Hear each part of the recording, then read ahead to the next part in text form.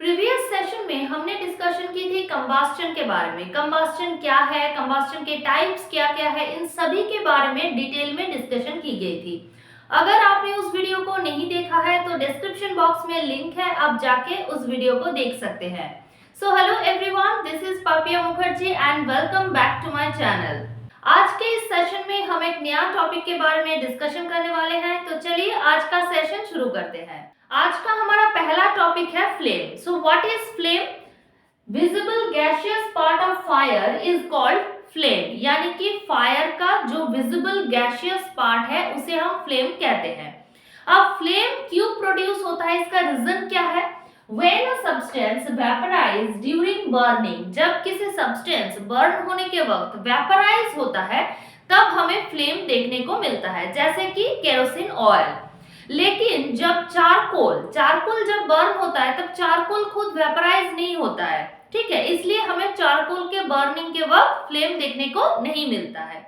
Next point क्या है? Next point है डिफरेंट जोन ऑफ फ्लेम, यानी कि एक फ्लेम के अंदर हमें डिफरेंट जोन देखने को मिलता है। अगर हम ये पिक्चर देखें तो यहाँ पे हमें 3 जोन देखने को मिल रहा है।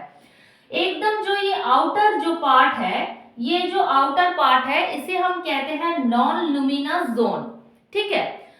नेक्स्ट जो मिडिल ये जो जोन है इसे हम कहते हैं लुमिनस जोन। लुमिनस का मतलब क्या है? जहां से हमें ज्यादा लाइट देखने को मिल रहा है। एंड जो इनर ये जो पार्ट है ये है डार्क जोन, ठीक है। नाउ अभी हम ये 3 डिफरेंट टाइप ऑफ जोन के बारे में डिस्कशन करेंगे। सो फ्लेम्स के अंदर हमें 3 टाइप्स ऑफ जोन देखने को मिल रहा है। First of all dark zone, उसके बाद है luminous zone and non luminous zone. So dark zone क्या है? पहले तो it is the inner most part, यानी कि जो डार्क जोन है वो बिल्कुल इनर मोस्ट पार्ट है।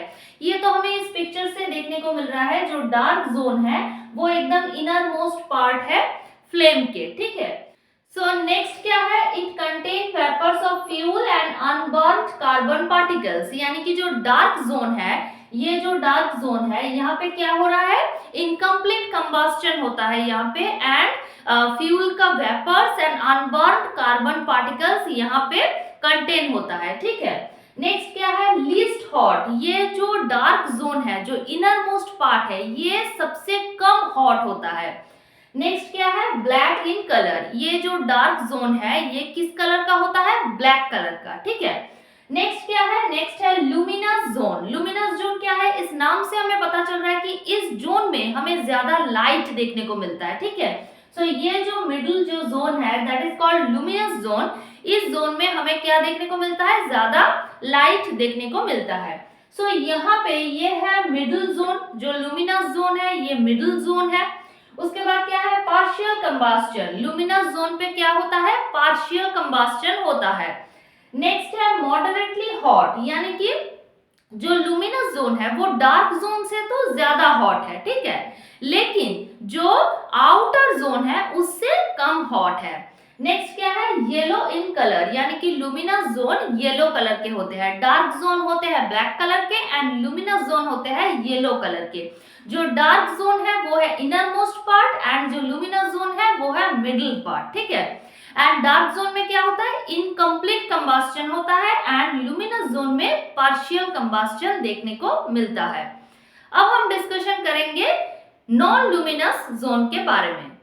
नेक्स्ट है नॉन लुमिनस पार्ट, यानी कि इस जगह पे लाइट हमें ज्यादा देखने को नहीं मिलता है। ये पार्ट जो है ये बिल्कुल आउटर जोन है। यहाँ पे अगर आप पिक्चर में देखेंगे तो जो ये आउटर जोन है that is called non luminous zone. उसके बाद क्या है? कंप्लीट कंबस्टन, यानी कि नॉन लुमिनस जो जोन है ये वो बिल्कुल आउटर मोस्ट जो जोन है वहां पे हमें कंप्लीट कंबस्टन देखने को मिलता है। नेक्स्ट क्या है? Hottest part. Non luminous zone है सबसे ज्यादा हॉट पार्ट है फ्लेम के। उसके बाद क्या है? ब्लू इन कलर, यानी कि जो नॉन लुमिनस जोन है वो किस कलर के है? ब्लू कलर के। जो डार्क जोन थे वो किस कलर के थे? ब्लैक कलर के। एंड जो लुमिनस जोन है वो किस कलर के थे? येलो कलर के, ठीक है स्टूडेंट। आई होप आप लोगों को फ्लेम का ये जो 3 डिफरेंट जोन है ये अच्छे से समझ में आ गया है। अब आप लोग मुझे बताइए कि जो गोल्ड स्मिथ होते हैं वो गोल्ड या फिर सिल्वर को मेल्ट करने के लिए कौन से फ्लेम के कौन से पार्ट को यूज करते हैं? आप लोगों को क्या लगता है? देखिए, जो सबसे हॉटेस्ट पार्ट होगा उसी को यूज करेंगे ताकि जो गोल्ड है वो जल्दी से मेल्ट हो जाए। तो सबसे हॉटेस्ट पार्ट क्या है student? That is non luminous zone. Non luminous zone क्या है? सबसे हॉटेस्ट पार्ट है। सो गोल्डस्मिथ जब गोल्ड या फिर सिल्वर को मेल्ट करते हैं तो कौन से पार्ट का यूज करते हैं, कौन से जोन का यूज करते हैं? That is non luminous zone. ठीक है, नाउ अभी हम डिस्कशन करेंगे फ्यूल के बारे में। अब देखते हैं कि फ्यूल क्या है, फ्यूल का डेफिनेशन क्या है। A fuel is a substance that burn to produce heat energy, यानी कि फ्यूल एक ऐसा सब्सटेंस है जो बर्न होने पे क्या प्रोड्यूस करता है? हीट एनर्जी प्रोड्यूस करता है।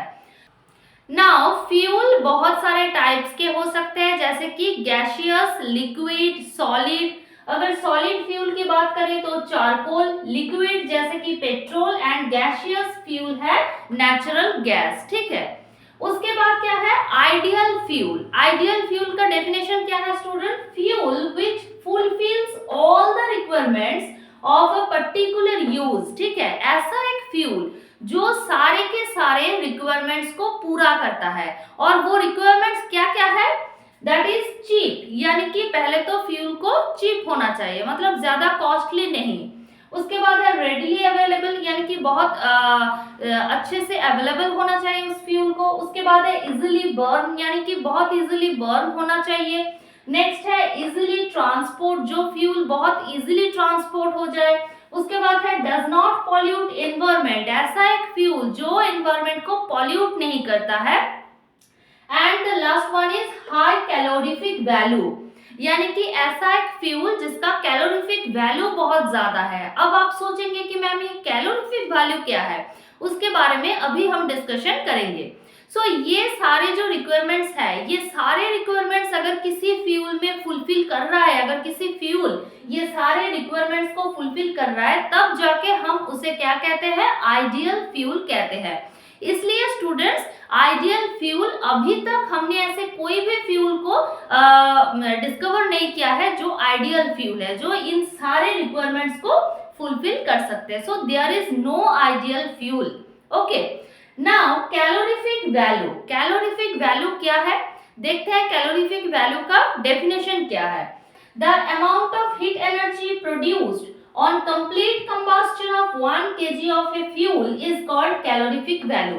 So calorific value क्या है? अगर हम 1 kg किसी भी फ्यूल को complete combustion करवाते हैं तो वहां से हमें जिस अमाउंट का हीट एनर्जी मिलती है उसे हम उस फ्यूल का कैलोरीफिक वैल्यू कहते हैं। ठीक है, सो कैलोरीफिक वैल्यू का यूनिट क्या है? दैट इज किलोजूल, किलोजूल पर केजी कैलोरीफिक वैल्यू का यूनिट है। डेफिनेशन से हमें इतना पता चल रहा है कि अलग अलग फ्यूल का कैलोरीफिक वैल्यू अलग अलग होता है। सपोज अगर एग्जांपल देखें तो 1 केजी कोल, 1 केजी कोल को अगर हम कंप्लीट कंबस्शन करवाते हैं तो वहां से हमें क्या मिलता है? 25,000 to 33,000 kilo joule heat energy हमें मिलती है। सो ये हो गया कोल का कैलोरीफिक वैल्यू। ठीक है स्टूडेंट्स, आई होप आप लोगों को ये अच्छे से समझ में आ गया है। हमारा नेक्स्ट टॉपिक है burning of fuels leads to harmful effect, यानी कि इतने सारे फ्यूल्स जो है इनके बर्न होने के वजह से एनवायरनमेंट में क्या क्या हार्मफुल इफेक्ट हो रहा है। So first of all burning of coal, wood, ये जो सारे चीजें हैं ये बर्न होने की वजह से बहुत सारे अनबर्न कार्बन पार्टिकल्स प्रोड्यूस होते हैं। ठीक है, और ये अनबर्न कार्बन पार्टिकल्स क्या करते हैं? रेस्पिरेटरी प्रॉब्लम्स क्रिएट करते हैं, जैसे कि एज्मा।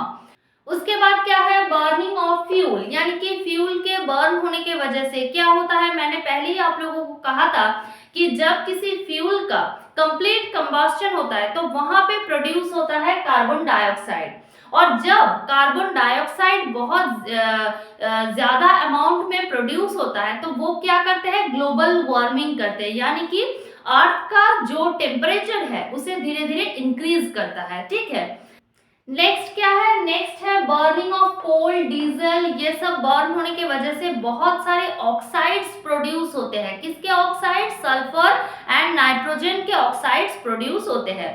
ये जो सारे ऑक्साइड्स है ये वाटर मॉलिक्यूल के साथ रिएक्शन करके एसिड प्रोड्यूस करता है, और जब ये एसिड क्लाउड के साथ प्रेसिपिटेशन के फॉर्म में अर्थ में आता है तो उसे हम क्या कहते हैं? उसे कहते हैं एसिड रेन, ठीक है, जो कि बहुत ही डेंजरस है।